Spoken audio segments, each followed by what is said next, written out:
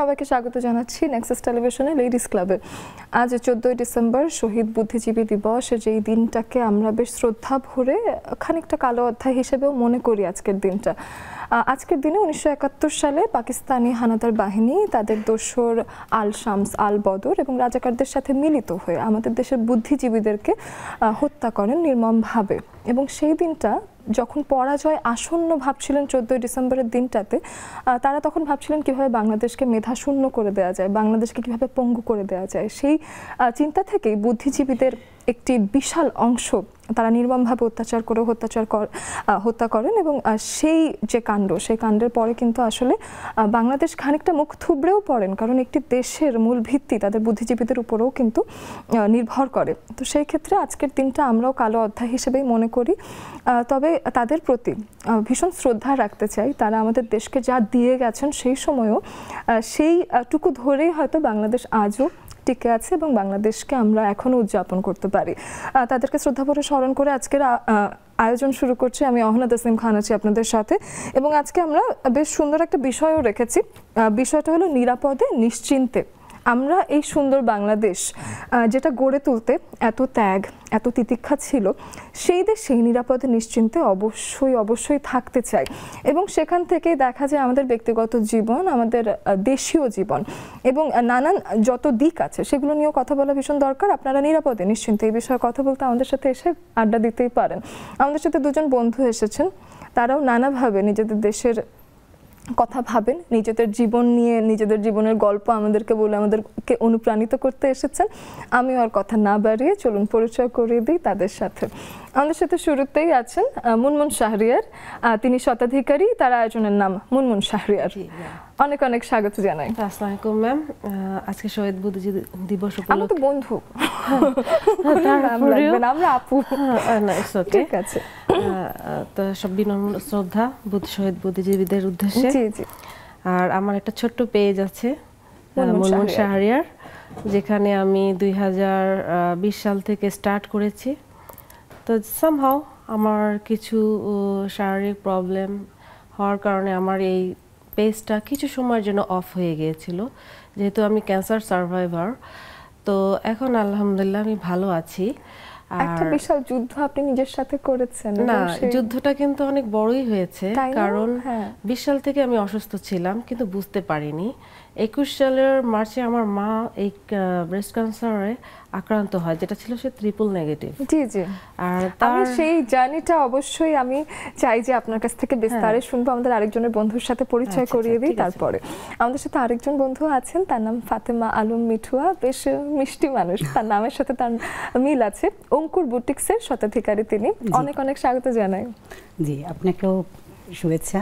আর আজ বুদ্ধিজীবী দিবস উপলক্ষে সমস্ত শহীদদের প্রতি শ্রদ্ধা জ্ঞাপন করেই বলছি, আমি খুব ছোট আকারের একজন উদ্যোক্তা হিসাবেই নিজেকে এখন পর্যন্ত প্রতিষ্ঠিত করেছি এবং চেষ্টা করে যাচ্ছি নিজেকে একটু প্রতিষ্ঠান একটা পর্যায়ে নিয়ে আসার জন্য।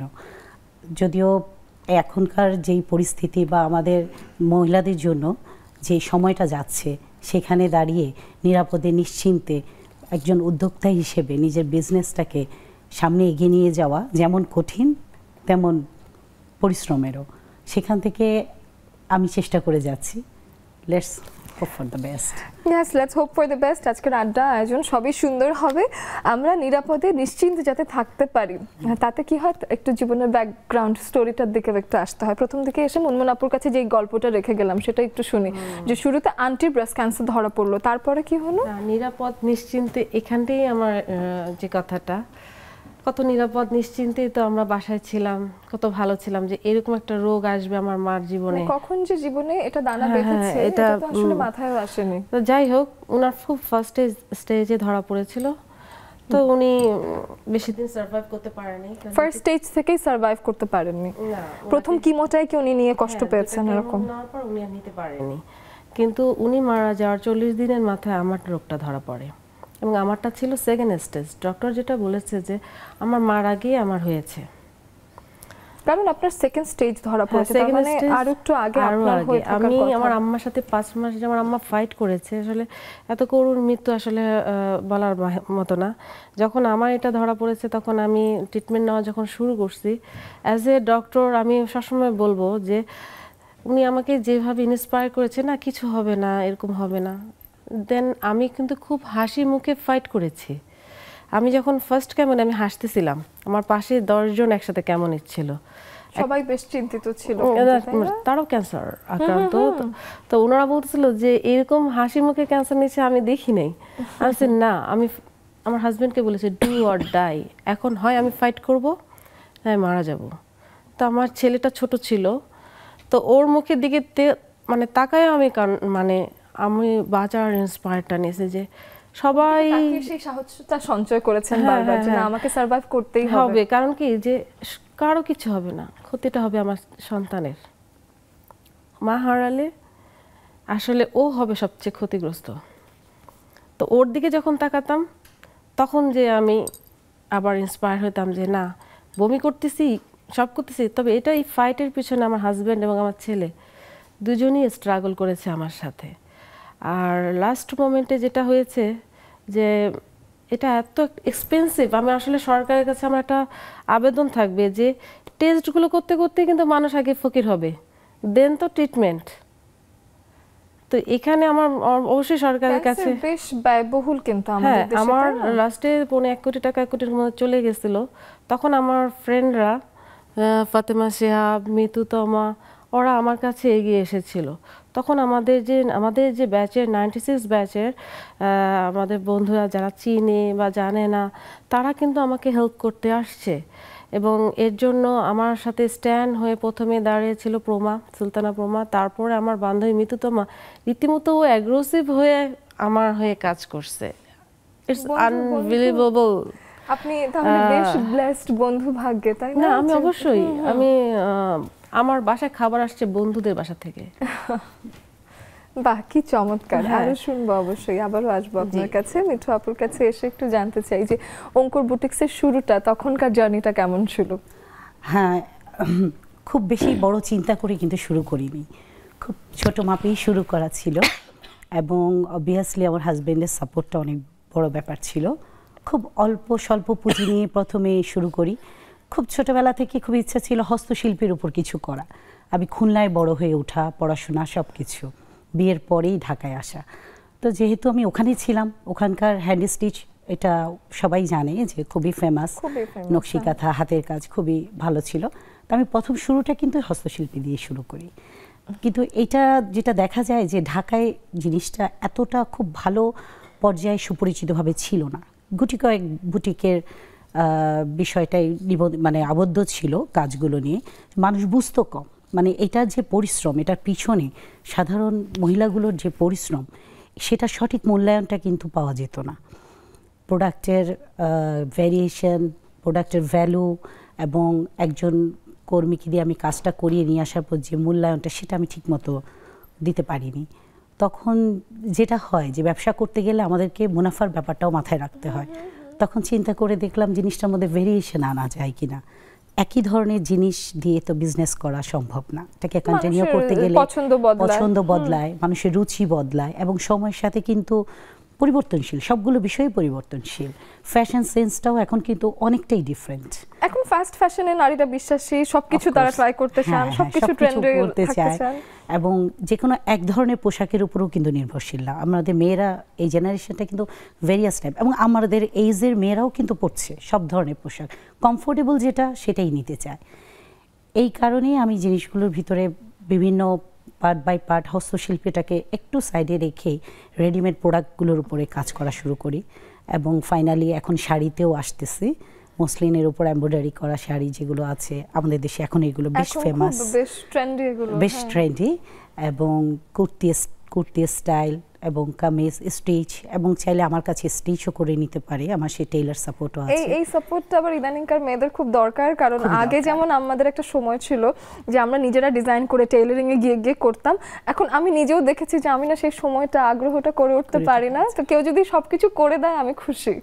স্পেশালি আমাদের যারা দেশের বাইরে আছে, আমরা যেহেতু অনলাইন বেজ এখন বিজনেসগুলো, আমরা তো অনলাইনে প্রচুর এই পোস্টগুলো দিয়ে থাকি, তারা ড্রেস চয়েস করে, বাট তৈরি করা না করে নেওয়াটা কিন্তু খুব কঠিন হয়ে যায় বিভিন্ন কান্ট্রিতে। যেমন আমার ফিক্সড কিছু কাস্টমার অস্ট্রেলিয়াতেও আছে, কানাডাও আছে, আমেরিকাতেও আছে, তাদেরকে আমি ড্রেস এখান থেকে টোটাল তৈরি করে এবং বাই কুরিয়ার এটা পাঠিয়ে দিই। টোটাল রেসপন্সিবিলিটিটা আমার কাছে থাকে, ওদের সমস্ত মেজারমেন্টগুলো রেখে কাজ করিয়ে দিই এবং তাদের টেস্ট ওয়াইজ কোনটা ভালো লাগছে, কিভাবে ভালো লাগছে, কিভাবে করতে চায়, যেগুলো তারা চায় সেগুলো আমি টোটাল সাপোর্টটাই দিয়ে থাকি। এখনো যদিও অনেকটাই সীমিত পরিসরে, এখন আমি অনলাইন বেসিক কাজগুলো করছি। আমার মনে হয় যে তাতে আপনার কাস্টমারকে যে স্পেশালি আপনি সার্ভিসটা দেন সেটা আপনার জন্য দেয়া খুব সহজ হয়েছে, সীমিত পরিসরে আছে বলে। যখন ভাস্ট অনেক কিছু করবেন, এত বিষয়টা তো অনেক বড় আকারে, তখন আরো আপনার টিমও অনেক বড় করা লাগবে, টিমও বড় করতে হবে। এখন আমরা 2-3 জন কাজ করছি, আমার টেইলার সেকশনটা আমি সহ, যদিও আমাকে অনেক বেশি এফোর্ট দিতে হচ্ছে, হয়তো সামনে এটা আমাকে আরো কর্মী বাড়াতে হবে জিনিসটা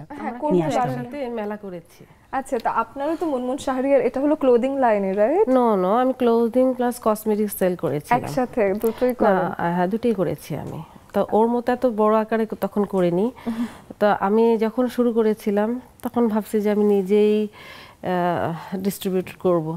আসলে তখন ওই মোমেন্টে আমি সিক হয়ে যাই, বুঝতে পেরেছি। আর এখন আবার নতুন করে গত বছর যেহেতু আমার ট্রিটমেন্টটা শেষ হয়েছে জুন মাসে, আমি এখনো খুব ভালো যে চলাফেরা করতে পারি সেটা কিন্তু না। এটা বেশ একটা বড় ধাক্কা গেছে আপনার শরীরের উপর। যে আমাকে লাস্ট পর্যায়ে কেমো দেওয়া হয়েছে, আমি মানসিক, ডক্টর শুধু আমাকে একটা কথা বলেছে, যদি আপনি মনে করেন যে আমি বাঁচতে চাই তাহলে আপনার ওষুধ কাজ করবে। আমার ওষুধ কাজ করে নাই, তাহলে আপনার ওষুধ কাজ করবে। আর যদি মনে করেন যে আমি বাঁচতে চাই না, তাহলে আপনার ওষুধ কাজ করবে না।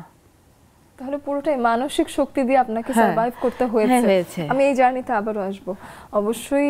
বন্ধুরা যারা আমাদেরকে দেখছেন শুনছেন, তারাও আসলে আজকের দুজন বিশেষ বন্ধু, তাদের গল্পগুলো আপনারা শুনতে চাইবেন এবং সাথে আপনাদের গল্পগুলো আমাদেরকে বলবেন। প্রথম পর্যায়ে আমাদের বিরতির সময় হয়ে গেছে, ফিরে এসে আমরা আরও আড্ডা দেব, আমাদের সাথেই থাকুন।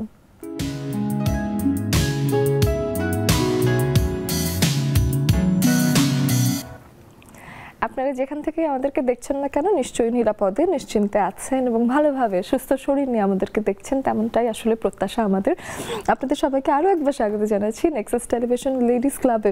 আমাদের আড্ডায় দুজন বন্ধু এসেছেন, ভীষণ মিষ্টি, তাদের দুজনের দুরকম গল্প এবং সাথে আপনাদের গল্পগুলোও তো আমরা জানতে চাই। তো সেক্ষেত্রে আমাদের স্ক্রিনে দেখানো জুমের আইডি এবং পাসওয়ার্ড ফলো করে আপনারা আসবেন, আমাদের সাথে এসে গল্প করবেন এবং আমাদের বন্ধুদের গল্পগুলো শুনবেন। যেমন আমরা রেখে গিয়েছিলাম মুনমুন আপুর কাছে গল্পটা, যে পুরোটাই মানসিক শক্তির উপর আসলে ডিপেন্ড করে আপনি নিজেকে সারিয়ে তুলেছেন।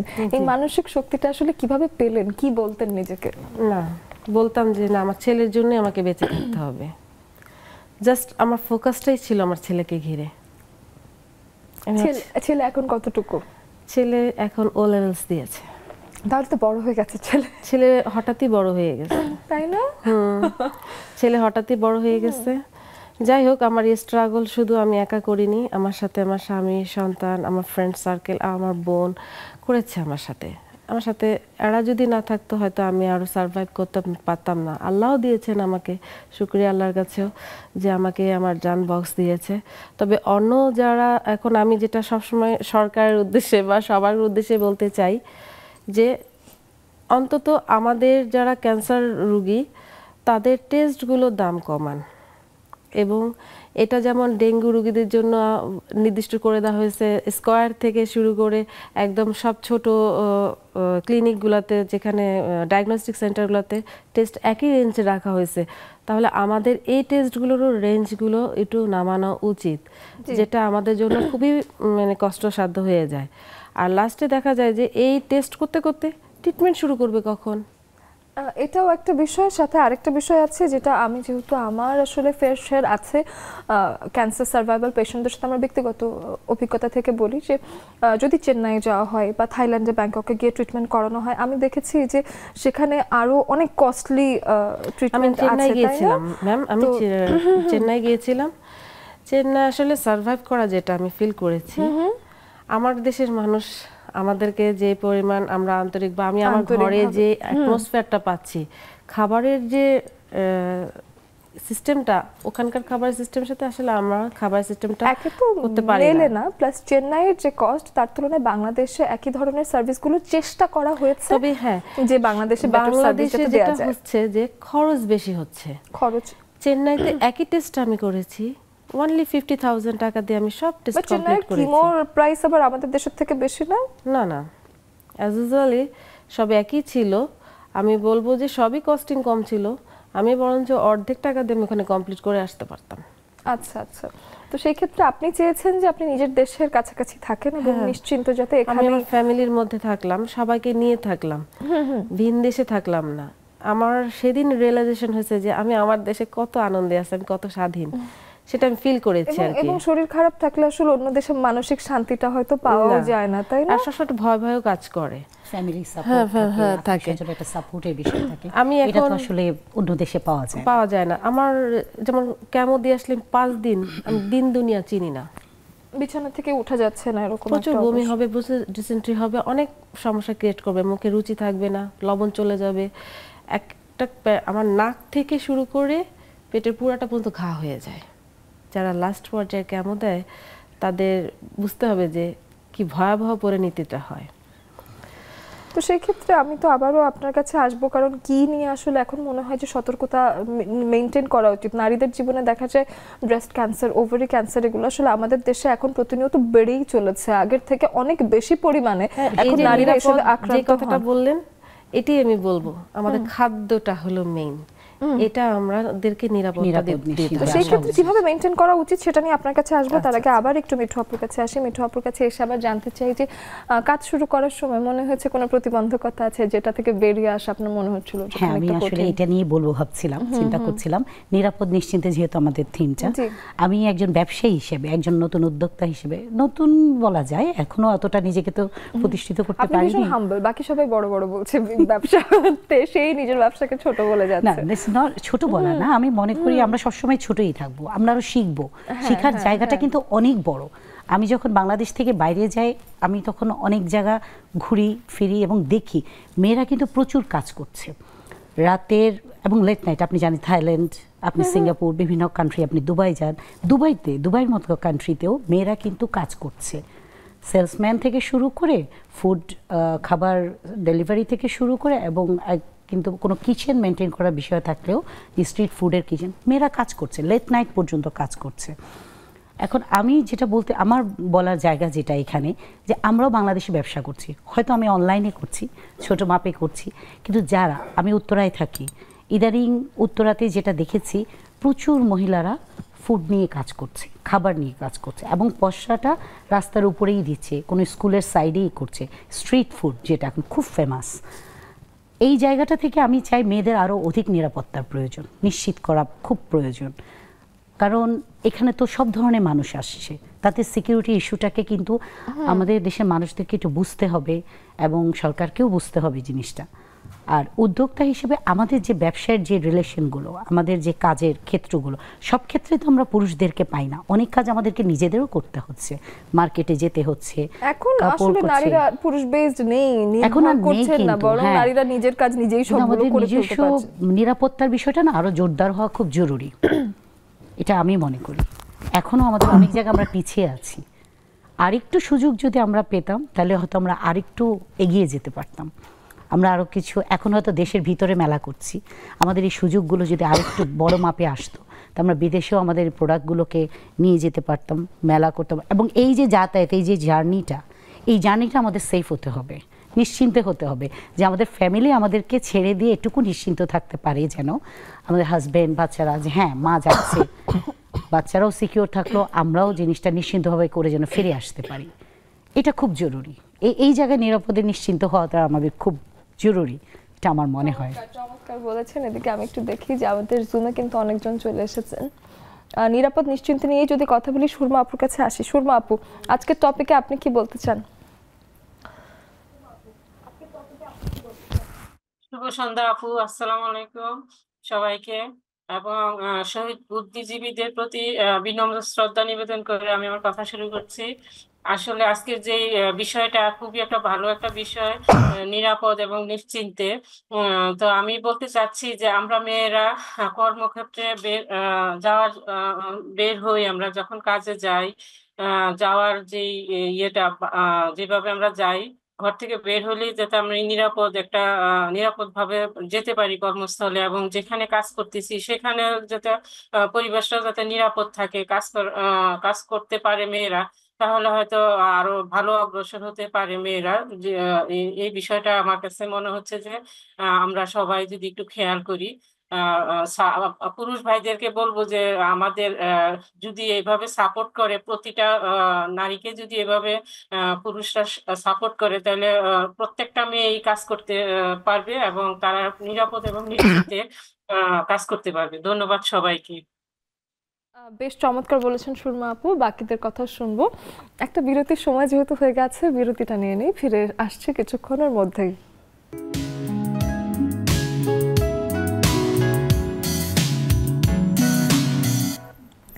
ছোট্ট একটা বিরতির পর সবাইকে আরও একবার স্বাগত জানাচ্ছি নেক্সাস টেলিভিশনে লেডিস ক্লাবের আড্ডায়। অনেক বন্ধুরাই চলে এসেছেন আমাদের সাথে, এবং আমি আজকে একটু আস্তে আস্তেই কথা বলছি, আপনারা শুনতে পাচ্ছেন তো?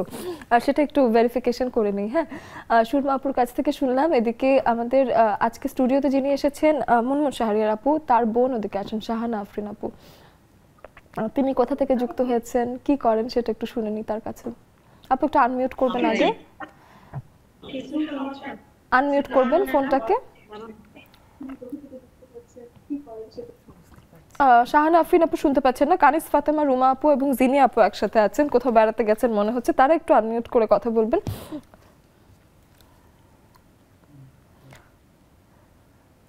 কানিস ফাতেমা, রুমা আপু এবং জিনি আপু, ক্যামেরাটাকে আনমিউট করবেন, ফোনটাকে, এবার কথা বলুন। জি, এক জায়গায় ফিক্সড করে রেখে একটু কথা বলবেন। আমার মনে হয় ওনারা শুনতে পাচ্ছেন না, ওনাদেরকেও আমাদেরকে মিউট করে দিতে হচ্ছে। আমি একটু সোনিয়া আপুর কাছে আসতে চাই। সোনিয়া আপু, আপনার কাছে এসে শুনে নিরাপদে নিশ্চিন্তে থাকা মানে আপনার কাছে কি? সোনিয়া আপু আনমিউট করবেন। আমারে বলতেছে আমি কিছুই শুনি না, বিশ্বাস করো কি যে হয়েছে টেকনিক্যালের সমস্যা। আমাকে শুনতে পাওয়া যাচ্ছে না, তাই তো? এখন সোনিয়া আপুকে বলছি নিরাপদে নিশ্চিন্তে থাকা মানে আপু আপনার কাছে কি? হ্যাঁ বলো অহনা। নিরাপদে নিশ্চিন্তে থাকা মানে আপনার কাছে কি মনে হয়? প্রত্যেকটা মেয়েরই নিরাপদ নিশ্চিন্তে থাকার অধিকার রয়েছে, কিন্তু আমরা অ্যাকচুয়ালি কি নিরাপদে নিশ্চিন্তে বের হতে পারি?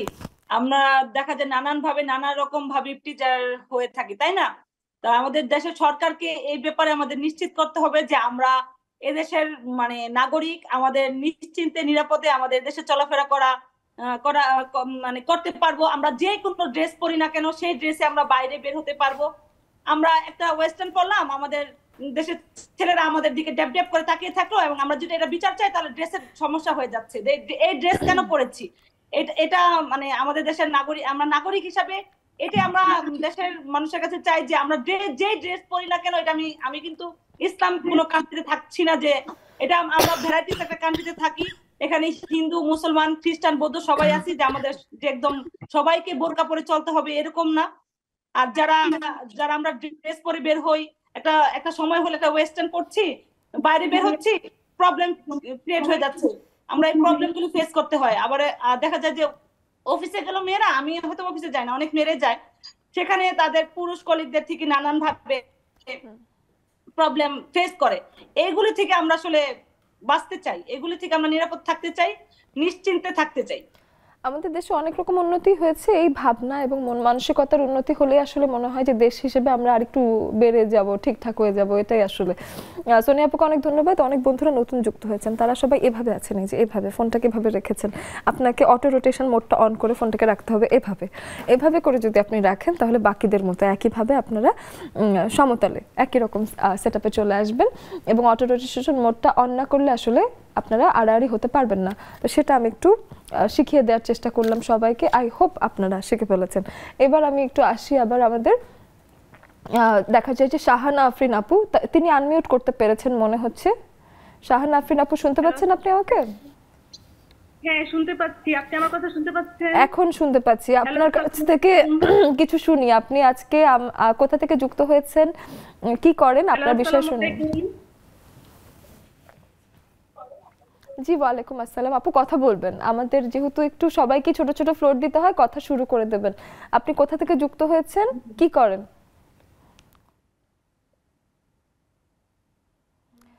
শাহানা আফরিন জি শাহানা আফরিন আপু হয়তো শুনতে পাচ্ছেন না, তাকে আবার আমার একটু কেটে দিতে হচ্ছে।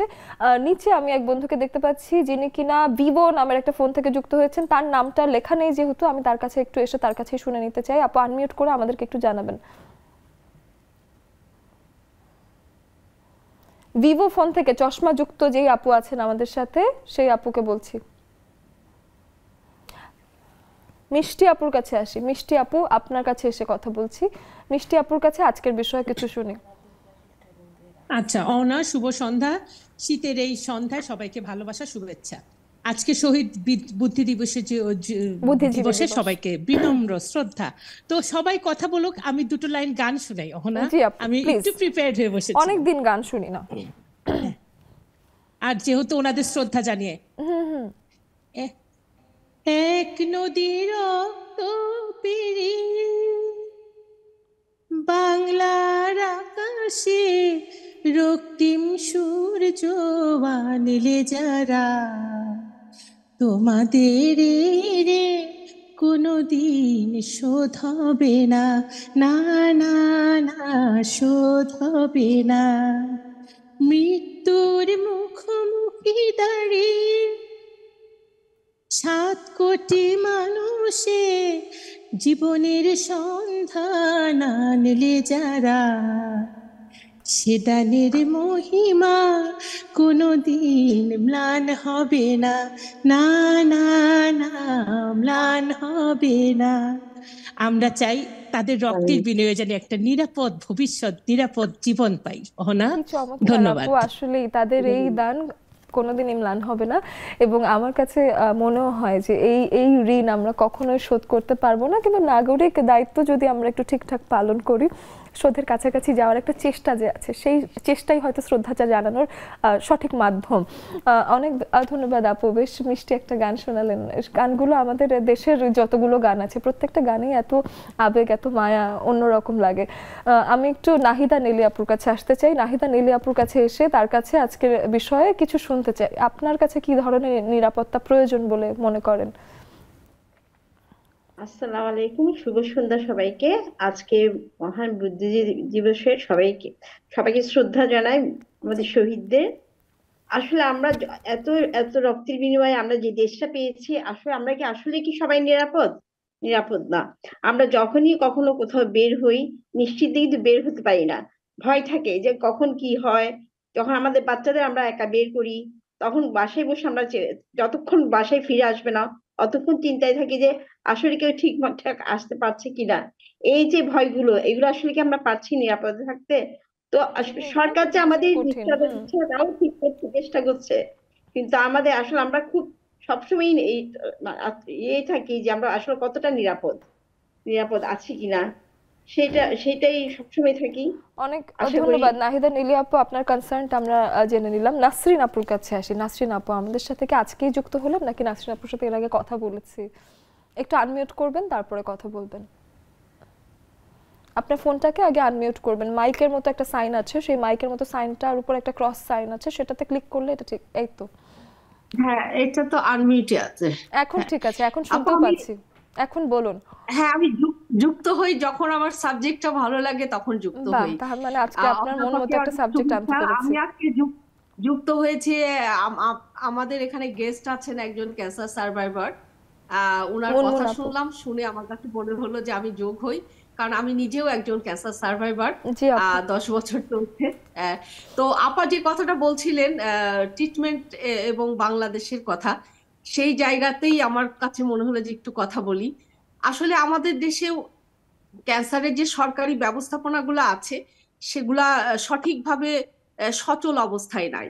হ্যাঁ, আর বেসরকারি জায়গায় কিন্তু যে কস্টটা হয় সেই তুলনায় ইন্ডিয়াতে গেলে কিন্তু আমরা এখানে যেখানে পেট সিটি করাই, এখানে 70-75 হাজার টাকা দিয়ে, ওখানে কিন্তু পেট সিটির টাকা অনেক কম। সেই জন্য চিকিৎসার খরচটা কিন্তু ওখানে কম হয়। বাট আমরা অন্য দেশে কেন যাব? হ্যাঁ, আমাদের দেশে সরকারিভাবে যদি, কারণ ক্যান্সার এত পরিমাণ বেড়ে চলেছে, যেখানে সরকারিভাবে যদি হস্তক্ষেপ না করা হয় তাহলে মানুষ যারা চিকিৎসা, মানে ক্যান্সার হলে তো মরে যাবে এটার জন্য বসে থাকা যায় না, চিকিৎসা চালাতেই হয়। এবং চিকিৎসা চালাতে গেলে দেখা যায় যে মানুষের সর্বস্বই খোয়াতে হয়। এই জন্য আমিও আপার সাথে একমত যে আমাদের দেশে সরকারি যেসব হসপিটালগুলো আছে সেগুলোতে যন্ত্রপাতি আছে কিন্তু বিকল, সেই জায়গাটাতে গভর্নমেন্টের হস্তক্ষেপ করা উচিত। আর আমি নিজেও ক্যান্সার সার্ভাইভার হিসাবে আমাদের একটা ক্যান্সার কেয়ার ফাউন্ডেশন নামে আমরা একটা সংস্থা তৈরি করেছি, সেখানে আমরা কাজ করছি এইগুলা ডেভেলপ করার জন্য, এবং যারা আক্রান্ত তাদেরকেও কিছুটা সহযোগিতা করি আমরা সবাই মিলে যারা আছি। তো আমরা তো সার্ভাইভার, আমরা নিজেরাই এটা কতদূর আগাবো, তারপরও চেষ্টা করছি, আমরা সচেতনতা বৃদ্ধির কাজ করছি এবং গভর্নমেন্ট পলিসি লেভেলটাতে কাজ করে যাতে আমরা এই হসপিটাল এবং এখানে বাংলাদেশে ক্যান্সারের চিকিৎসার মানটা বৃদ্ধি করা যায়, যাতে করে আমাদের আর পরবাসী না হতে হয়। অনেক ধন্যবাদ নাসরিন আপু, বেশ সুন্দর বললেন এবং এই উদ্যোগ একটা নিয়েছেন, চমৎকার একটা উদ্যোগ, যে আমি যে কষ্ট দিয়ে গিয়েছি সেই কষ্ট যাতে আর কিছু মানুষকে সহ্য করতে না হয়। বেশ চমৎকার বলেছেন নাসরিন আপু, অনেক ধন্যবাদ। মরিয়ম আপুর কাছে আসতে চাই। মরিয়ম আপু, আপনার কাছে এসে শুনি আজকে নিরাপদে নিশ্চিন্তে বিষয়ে ছোট্ট করে। বিনম্র শ্রদ্ধা জানাই আজকে মুক্তিযোদ্ধাদের আত্মার প্রতি। উপস্থিত সুধীবৃন্দ সবাইকে শুভেচ্ছা, ভালোবাসা। অহনা, তোমাকে খুবই সুন্দর লাগছে। থ্যাংক ইউ আপু। তো পৃথিবীর মানুষ মাতৃ শান্তি প্রিয়, সেই মানুষ মাতৃ শান্তি প্রিয় আমরা, সেই মানুষই যদি এখন আমরা অশান্তিময় পরিবেশ মধ্যে চলাচল করি, সেটা কিভাবে হয় মেনে নেওয়া যায় না। তাই আমাদের সবারই দায়িত্ব যে যেখানে আছি এবং সাংগঠনিক ভাবে আমাদের নিরাপদ জীবন যাতে আমরা পাই সবাই, সেই ব্যবস্থা করার জন্য সবার এগিয়ে আসতে হবে। অনেক ধন্যবাদ। জনমত গঠন করে কাজ করতে হবে। একদমই তাই, বেশ চমৎকার বলেছেন, অনেক ধন্যবাদ। হাসিনা আপুর কাছে আসি। হাসিনা আপু। আসসালামু আলাইকুম আপু, শুভ সন্ধ্যা সবাইকে। অনেক ধন্যবাদ, অনেক সুন্দর সুন্দর কথা হচ্ছিল, শুনতেছিলাম আপু। তো যাই হোক, আসলে নিরাপদ বিষয়টা হচ্ছে একদম ঘর থেকেই কিন্তু শুরু হয়। হ্যাঁ, আমি যেমন আমার একটা ভাই বা কেউ একটা যে কোনো একটা প্রবলেমে পড়লে তাকে নিরাপদ দেওয়ার চেষ্টা করি বা তার সমস্যাটা সমাধান করার চেষ্টা করি। তো এরকম প্রতিটা ঘর থেকে, পাড়া থেকে যদি এইভাবে প্রত্যেকটা জায়গা থেকে, প্রত্যেকটা কাজ থেকে আমরা শুরু করি নিরাপদের ব্যবস্থা, তো ওইভাবে প্রত্যেকটা জায়গা থেকে যার যার মতো করে এগিয়ে আসলে আসলে আমরা কিন্তু নিরাপদ একটা দেশ পেতে পারি, প্রত্যেকটা ক্ষেত্রে, প্রতিটা কাজে। কারণ এটা একার দ্বারা কখনোই সম্ভব না। একটা রাস্তাঘাটে বিপদ আপদ হয়েছে, একটা অফিসে হয়েছে, কিংবা দেশে একটা অরাজকতার সৃষ্টি হয়েছে, ওটা সবাই মিলে যদি আমরা নিরাপদ একটা পদক্ষেপ নিয়ে ওটা সঠিকভাবে সমাধান করে দেই, তাহলে আসলেই আমাদের নিরাপদ একটা পরিবেশ গড়ে উঠবে। ধন্যবাদ। অনেক ধন্যবাদ আপু। ওবায়দা আপুর কাছে আসি। ওবায়দা আপু, আপনার কাছে এসে শুনি আজকের বিষয়। ওবায়দা আপু, আনমিউট করবেন। আসসালামু আলাইকুম আপু। আজকে 14 ডিসেম্বর, শহীদ বুদ্ধিজীবীদের রুহের মাগফিরাত কামনা করছি। সবাইকে সালাম। আসলে বিষয়টা হলো শুধু রাস্তাঘাটে চলাফেরা বা বাইরে নিরাপত্তা না, আমি মনে করি ঘরের নিরাপত্তা দরকার আছে। যেমন স্বাস্থ্যগত নিরাপত্তাটা খুবই জরুরি। যেমন আমি বাইরের যখন আমি নিরাপদে চলাফেরা করব, নিরাপদে থাকার সুযোগ পাবো, তখন আমি নিশ্চিন্তে থাকবো। এরকম স্বাস্থ্যগত ঝুঁকিটা খুবই একটা জরুরি, স্বাস্থ্য নিরাপত্তা দেওয়াটা খুবই জরুরি। যেমন বাইরে বের হইলেই কিন্তু আগে অন্য নিরাপত্তার চেয়ে স্বাস্থ্যের ঝুঁকিটা বেশি। বাসায়ও আমরা খাওয়া দাওয়া বা মুরব্বীরা যারা আছে তাদেরকে সচেতন করতে পারি যে কিভাবে কোনটা খালে মানে খেলে শরীরের একটু নিরাপত্তা বজায় থাকবে। এই জিনিসগুলি আমাদের সবসময় খেয়াল রাখা উচিত। এগুলো আসলে ভীষণ গুরুত্বপূর্ণ ওবায়দা আপু, মানার চেষ্টা করি বাইরের বাসার লোকজনদের। চমৎকার। ঘরের খাবারের আসলে কোনো বিকল্প নেই। সাথে আরেকটা বিষয় আছে, সেটা হলো এখন বাইরে গেলে মাস্ক পরার বিষয় আবার জোরদার করা হচ্ছে। দিল্লিকে ছাড়িয়ে আমরা এক বিষয়ে এগিয়ে গেছি। মনে করতে পারেন বিষয়টা সুখবর, কিন্তু সুখবর নয়। দিল্লি পৃথিবীর সবথেকে দূষিত যখন শহর ছিল, সেটাকে ছাড়িয়ে ঢাকা আবার জিতে গেছে, ঢাকা এবার 1 নম্বর হয়ে গেছে। তো সেই ক্ষেত্রে দেখা যায় যে বাতাসের মান আসলে কে খতিয়ে দেখছে সেই বিষয়টা নিয়ে কথা হচ্ছে। আমি অবশ্যই দৃষ্টি আকর্ষণ করি এমন কর্তৃপক্ষকে যারা এই দায়িত্বে আছেন যে ঢাকার বাতাসের মান কিংবা আমাদের দেশের বাতাসের মান আসলে কেমন আছে। তো সেই ক্ষেত্রে অনেক রোগের কথা আসছে, আমি রোগের নাম ধরে আসলে অনেক কিছু বলতে চাই না, কিন্তু আমরা নাগরিক হিসেবে যেটা করতে পারি দূষণ কমানোর জন্য যে ছোট ছোট কিছু বিষয় আছে, এদিকে ওদিকে ময়লা না ফেলা, কলকারখানার ব্যবহারটা কমিয়ে আনা, আমাদের দেশের বেশি জায়গায় যখন যেখানেই খালি জায়গা পাচ্ছি একটু গাছ লাগানোর চেষ্টা করা, কার্বন ডাই অক্সাইডের পরিমাণ কমিয়ে আনার জন্য কি করা যায় সেই বিষয়গুলো নজরদারি করা, সাথে নিজের সুরক্ষার জন্য মাস্কটা পরে থাকা, বাইরে গেলে ধুলাবালির সংস্পর্শে না আসার জন্য যা যা করা যায় সেগুলো করলে মোটামুটি আমাদের স্বাস্থ্যের একটা উন্নয়ন হয়তো সম্ভব। তো সেই বিষয়টা দৃষ্টি আকর্ষণ করলামই, সাথে একটা বিরতি নিয়ে নিই, ফিরে এসে আরও নানান কিছু নিয়ে কথা হবে, আড্ডা হবে, সাথেই থাকুন।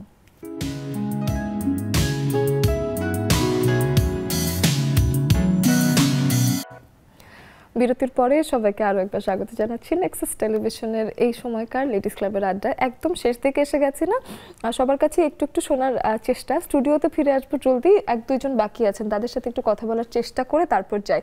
আর ইভ ফারহানা নার্গিস আপু আছেন, তার কাছে একটু কথা বলতে আসি। তার কাছে এসে জানতে চাই যে নিরাপত্তা কি দিয়ে নিশ্চিত হয়, আপনার কি মনে হয়, কি চাহিদা আছে আমাদের এখনো?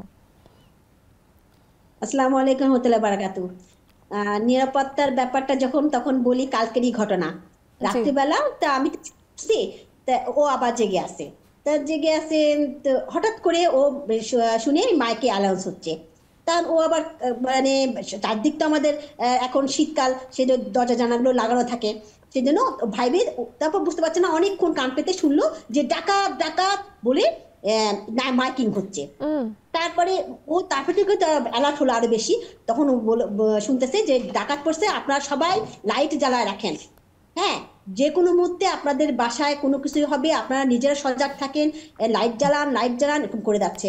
তখন ও তাতে করে লাইটটা জ্বালা দিল আমাদের বাসার টাসার, হ্যাঁ করার পরে তারপরে অনেকক্ষণ জেগেছিল, হ্যাঁ তারপরে যাই হোক আমি আবার হঠাৎ অনেক রাত্রি মানে ফজর আগে আমি আবার একটু জাগনা পাইছি, আমি ওকে বলছি কি ব্যাপার তুমি লাইট জ্বালা রাখছো কেন?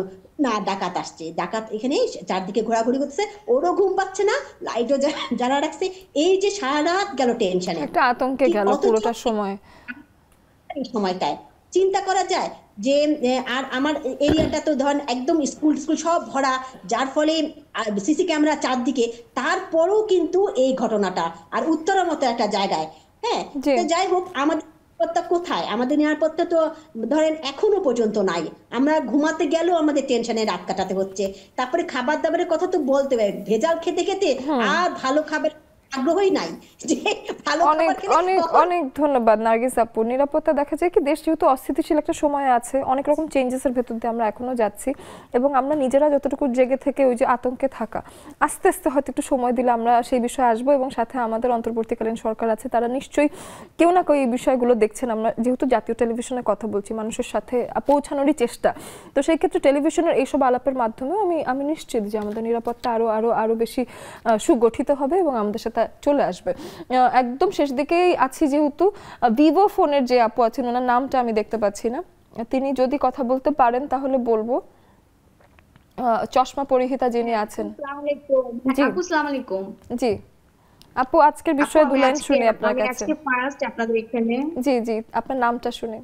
আমি খিলগা থেকে মাসুদুর রহমান জলি বলছি। জলি আপু, আমরা নামটা সেভ করে রাখবো। ঠিক আছে জলি আপু, আজকে আপনাকে অনেক স্বাগত জানাচ্ছি। আজকের বিষয়ে ছোট্ট করে দু লাইন কিছু বলবেন? আচ্ছা নিরাপত্তা নিশ্চিন্ত, আসলে নিরাপত্তা নিশ্চিন্ত বলতে আসলে আমরা আমাদের সমাজের যেই অবস্থা এখন, এইটার থেকে আমরা আসলে একটু রেহাই পেতে চাই আর কি। সেই ক্ষেত্রে নাগরিক হিসেবে আমাদেরও দায়িত্ব কম না, যেহেতু আমরা এখন আমরা আসলে খুব ইয়েতেই থাকি, ভীতিতে থাকি। এই আতঙ্ক তাড়াতাড়ি আমাদের ভিতর থেকে কেটে যাক আপু। অনেক ধন্যবাদ। রেবেকা আপুর কাছে আসতে চাই।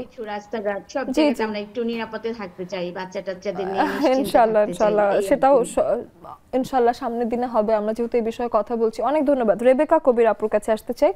রেবেকা আপুর কাছে এসে একটু মাইক আনমিউট করে আপুর কাছে আজকের বিষয় কিছু শুনি। ধন্যবাদ। অহনা শোনা যাচ্ছে? আপু শুনতে পাচ্ছি।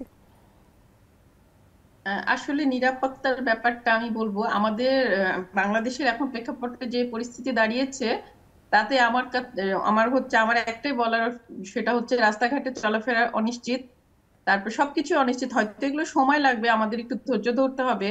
তো এই নিরাপত্তা কতদিনে আসবে আমার এটা একটা কোশ্চিন থাকলো। আর দুই হচ্ছে আমাদের বাচ্চাগুলো এখন অ্যাডমিশন টেস্টের জন্য বিভিন্ন দিকে যাচ্ছে, তবে রাস্তাঘাটের দিকে একটু মনোযোগ আকর্ষণ করছি আমি। আজকে যে অবস্থা, তো এই পরিস্থিতিতে হলে আমাদের বাচ্চাদের জীবনের অনেক ঝুঁকি হয়ে যাচ্ছে। এগুলো আমাদের সব সন্তানদের উদ্দেশ্যে আমি কথাগুলো বলতে চাই।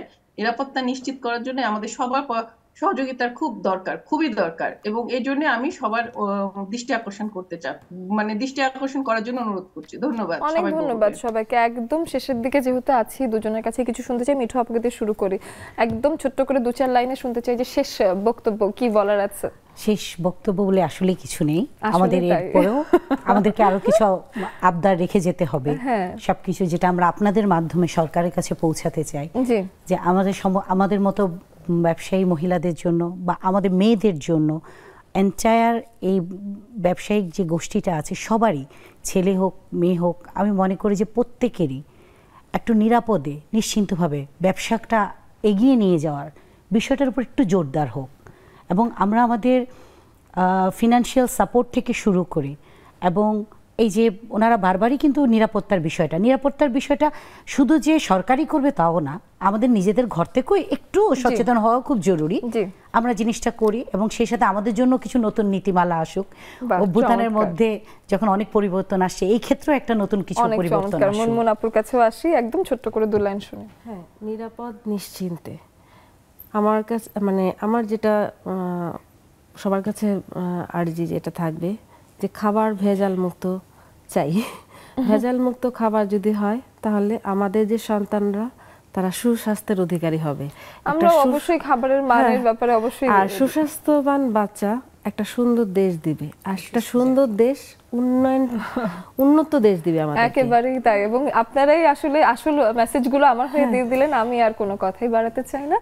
দুজন বন্ধুকে অসংখ্য ধন্যবাদ জানাতে চাই, আমাদের বন্ধুরা যারা আমাদেরকে দেখলেন তাদেরকেও ধন্যবাদ জানাতে চাই।